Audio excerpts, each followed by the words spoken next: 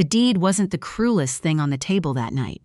That was the look on my son's face when he realized I'd already read every line of it. I set my reading glasses down slowly, folded my hands the way my mother used to when she was done arguing, and had simply decided and looked across the kitchen table at the two of them. Neither one looked back. Let me back up.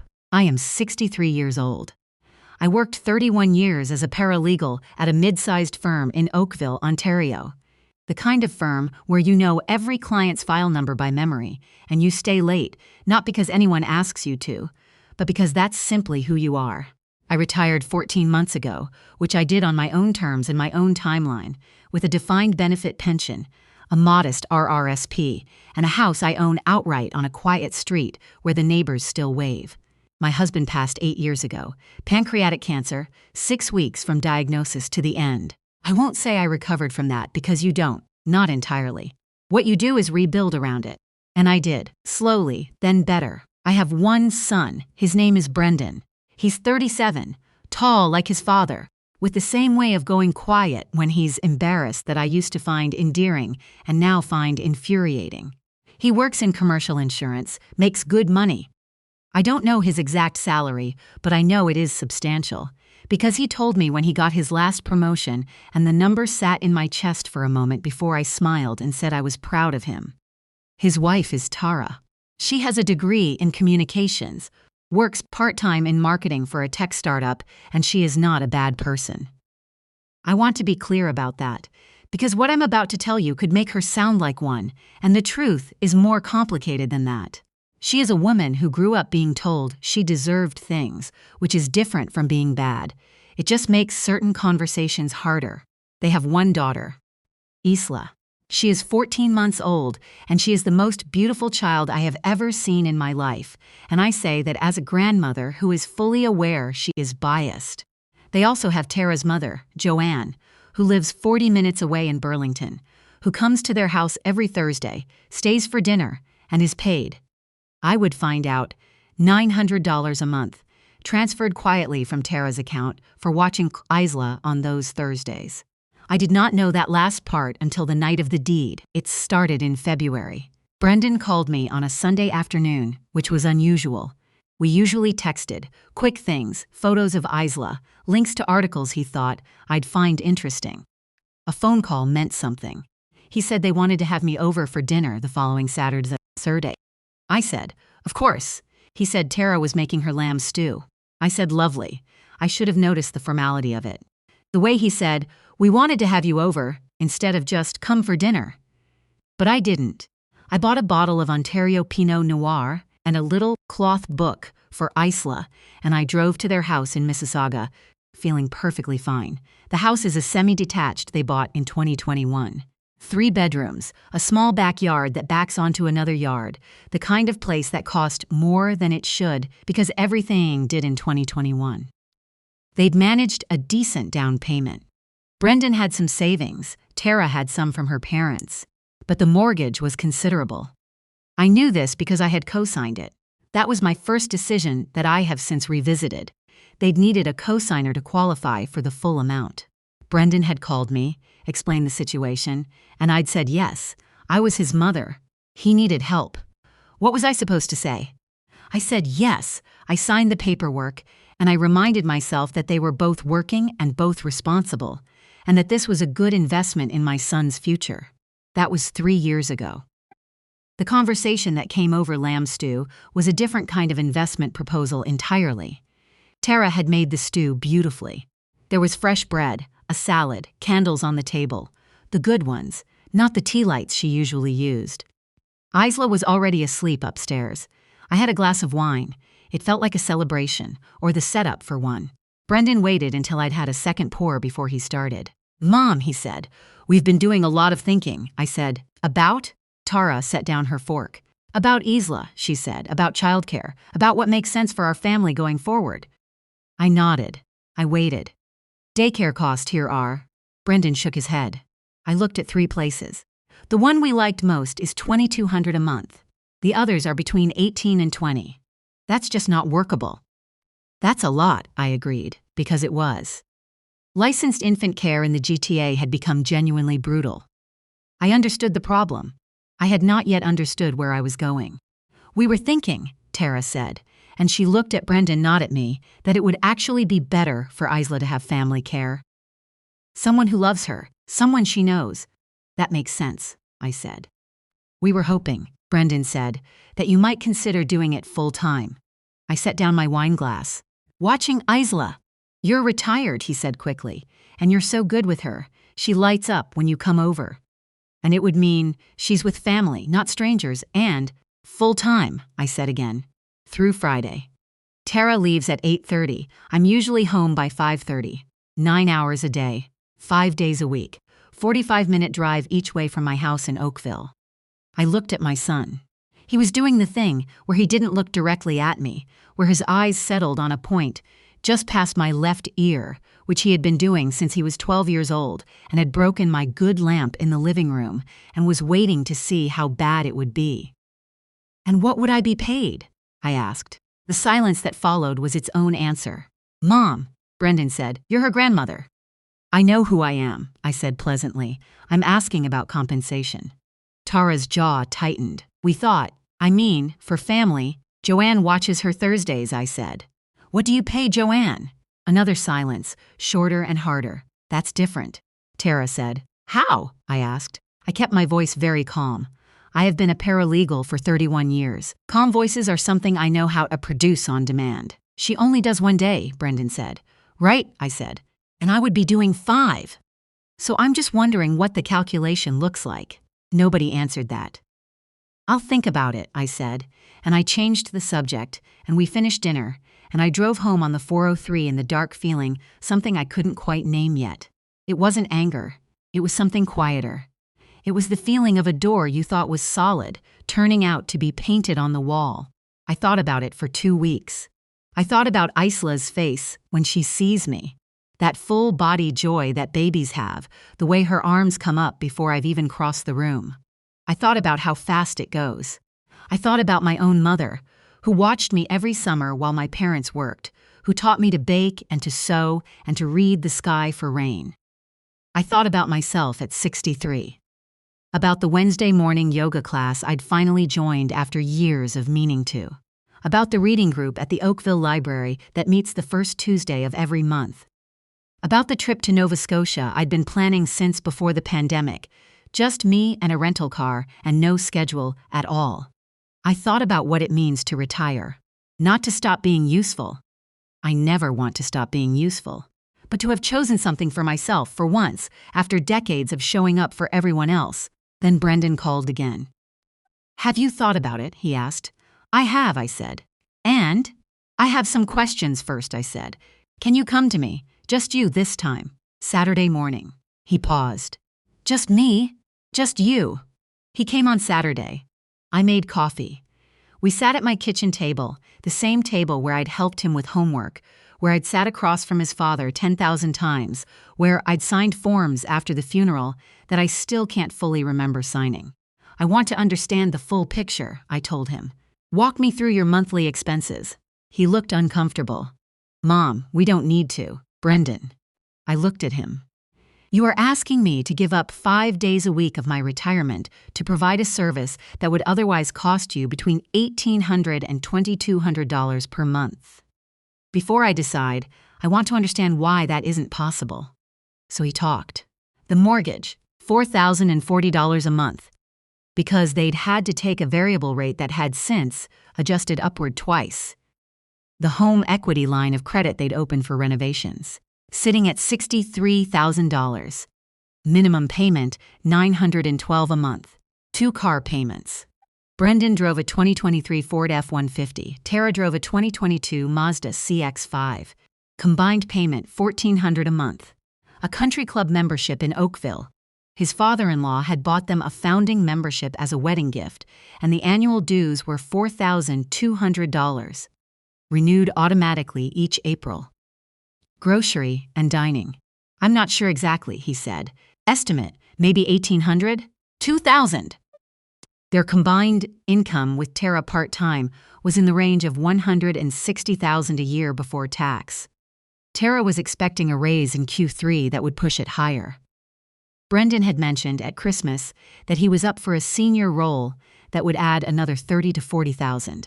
I did the math quietly in my head while he talked. I have been doing other people's math for 31 years. The HELOC, I said. When does it reset? He went still. What? The draw period. On your home equity line of credit.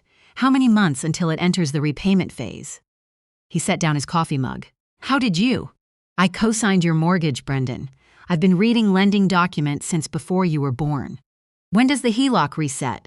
7 months, he said quietly. And when it does, the minimum payment goes from $900 to closer to $1,800, maybe a bit more.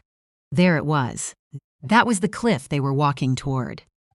7 months out, their minimum monthly obligations were going to jump by nearly $1,000. They weren't struggling now. They were spending like people who had not done this particular calculation, or who had done it and decided not to look at it too carefully. And somewhere in that math, the idea had formed that if grandmother watched Isla for free, that was one problem that didn't need solving. I need to ask you something else, I said. Okay, what does Joanne get paid to watch Isla on Thursdays? The same look, the same earpoint avoidance. Same as at the dinner table. Tara handles that, he said. I know Tara handles it. I'm asking if you know the amount. He didn't answer, and in not answering, answered everything. Brendan, I said slowly, does Tara pay her mother to watch your daughter? He rubbed the back of his neck. It's not really. They have an arrangement. $900 a month, I said. I didn't know this for certain yet. I had guessed it from the silence at dinner, from the way Tara had flinched at the question, from 31 years of reading what people don't say. Is that about right? He didn't deny it. We sat with that for a moment. So, I said, one grandmother is paid $900 a month to watch Isla 1 day a week. And you were hoping the other grandmother would do it 5 days a week for nothing. It's not like that. What is it like then? You're retired. Joanne still works part-time. It's different circumstances. Joanne works, I said, 12 hours a week at a garden center in Burlington. I have verified this information. He stared at me.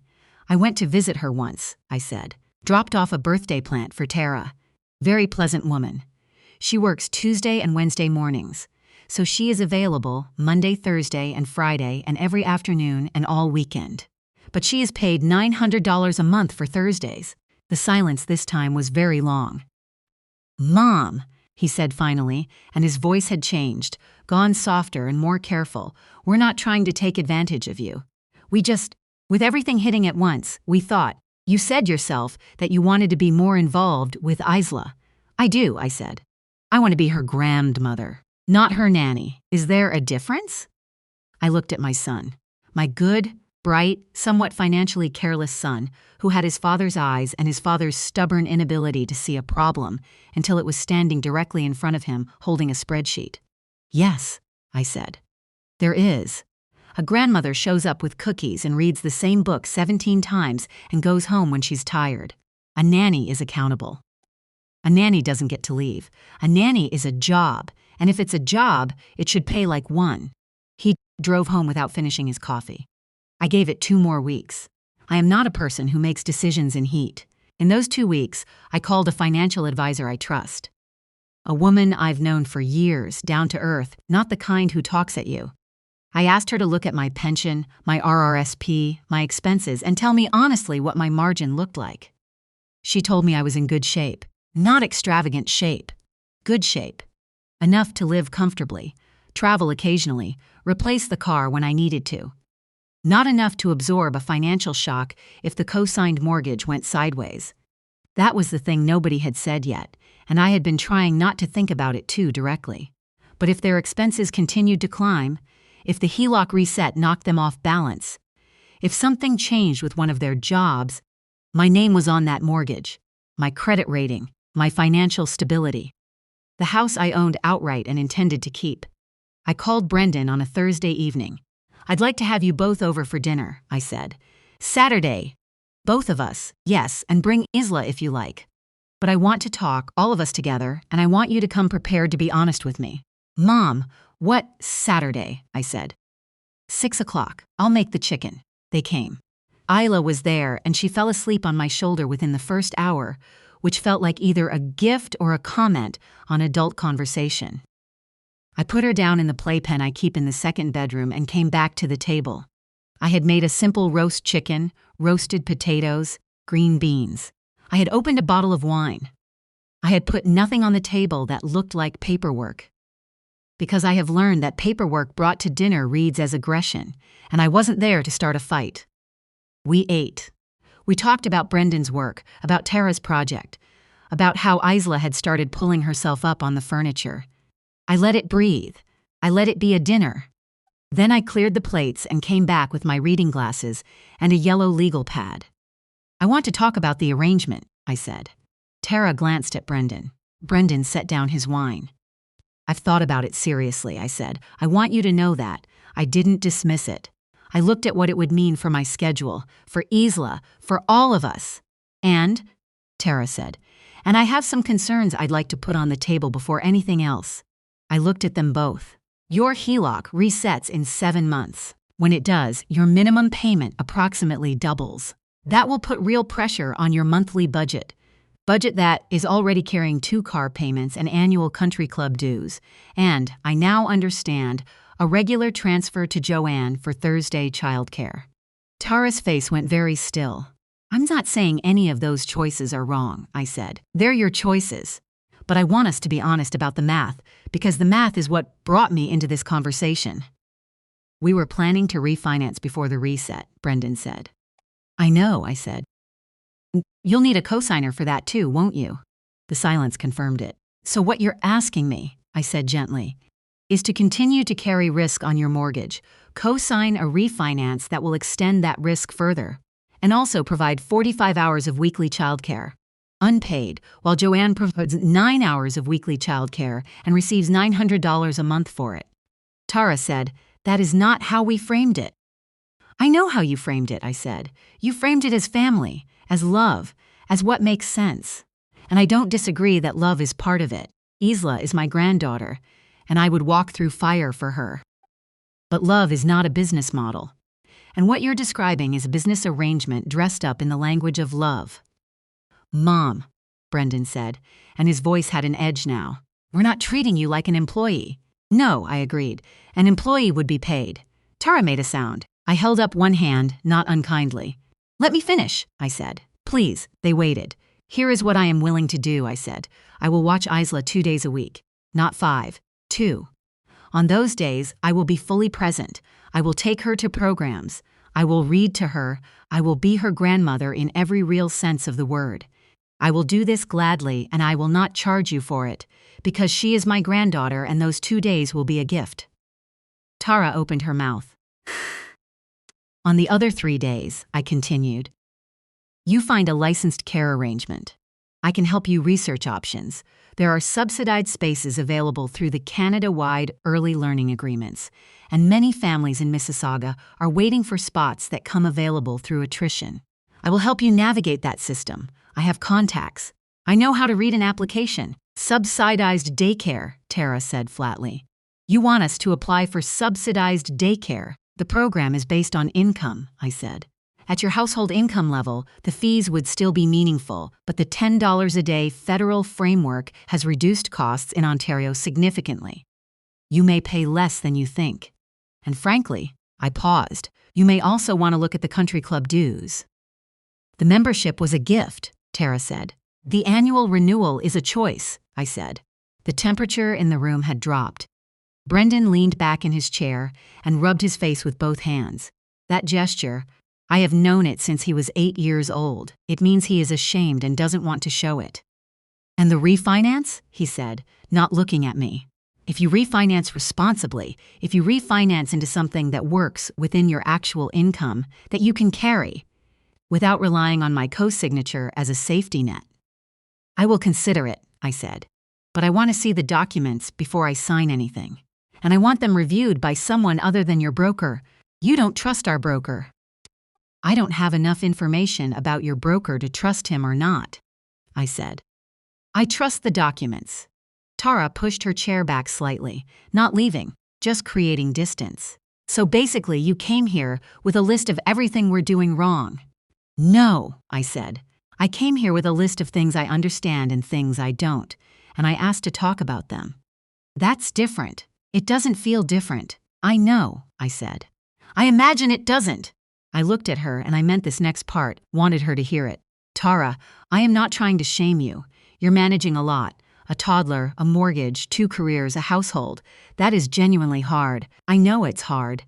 I watched your generation get squeezed in ways mine wasn't, and it is not fair, and I am sorry it's as difficult as it is. She looked at the table.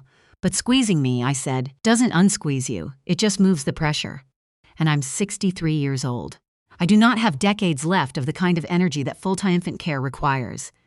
I know because I raised 1 infant, and I was 28, and I was still exhausted. Brendan made a small sound, almost a laugh. Not quite. I love Isla, I said, more than I can tell you. And because I love her, I want to be her grandmother for a long time. I want to take her to the CNE and teach her to bake butter tarts and take her to her first Toronto FC game. I can't do that if I'm burned out by the time she's 3. The silence was different now, softer. Brendan said, "We didn't think about it that way."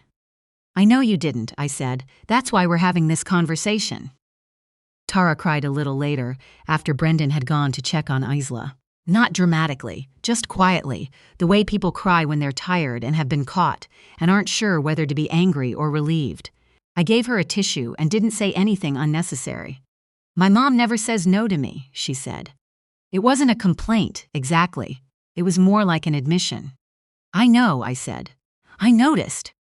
She looked up. "That's not a criticism of Joanne," I said. "But you've built your expectations around a woman who doesn't say no. That's not a template that applies to everyone." She was quiet for a moment. "Is this about the money? The $900 a month?" "It's about the fairness of it," I said. "Yes! I didn't think. I mean, you're her grandmother. So is Joanne," I said. "And Joanne gets paid." She didn't have an answer for that. Brendan came back. Isla had resettled. We had tea. The conversation moved into quieter territory. What the subsidy application process looked like, which waitlists were worth being on, whether the 2 days a week I was offering could be Mondays and Fridays to bridge weekend gaps. Practical things, the kind of things that happen when people decide to solve a problem instead of assign blame. I drove home at 9:30 through the dark of the 4-3, passing Clarkson and Bronte and the familiar pull of the lake somewhere to my left in the black. I did not feel triumphant. I want to be clear about that. There is nothing triumphant about the moment your child understands that you are a person with limits. It feels more like grief, and more like relief, and more like love, all at the same time, braided together in the dark. The refinance is being reviewed. I have the documents. My financial advisor has the documents. The broker Brendan uses is younger than my son and cheerful in a way I find professionally concerning. But the numbers themselves are not unreasonable if they make 2 or 3 adjustments to their monthly discretionary spending. The country club membership, for what it's worth, Tara agreed to let lapse in April. It came up quietly, mentioned in a text, no fanfare. Joanne's Thursday arrangement was renegotiated. I don't know the new terms exactly. I don't need to. I just know that when Brendan mentioned it, his voice was level and his eyes met mine, which was all I needed. I watch Isla on Mondays and Fridays now, 8:30 in the morning, 5:30 in the evening. We have a routine. There is a program at the Oakville Public Library on Monday mornings for children under 245 minutes of songs and bubbles and a small story. And Isla has started waving at the woman who runs it before we're even fully through the door. On Fridays, we walk. The trail behind the Bronte Creek Valley, slow, Isla, in the carrier, both of us watching the light come through the trees. She is going to be just fine, and so am I. The deed that was on the table that night, the one they'd wanted me to sign without asking me to read it, it was still in my bag when I drove home. I found it the next morning when I was looking for my library card. I set it on the kitchen table and I read it through, all 4 pages, the way I've read 4,000 documents in my life.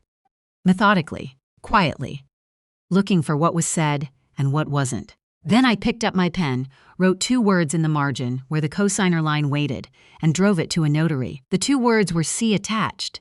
Attached was a list of conditions. My conditions. In writing, because I am a paralegal and some habits are not retired, they are simply redirected. I brought the terms. They brought the table. That was enough.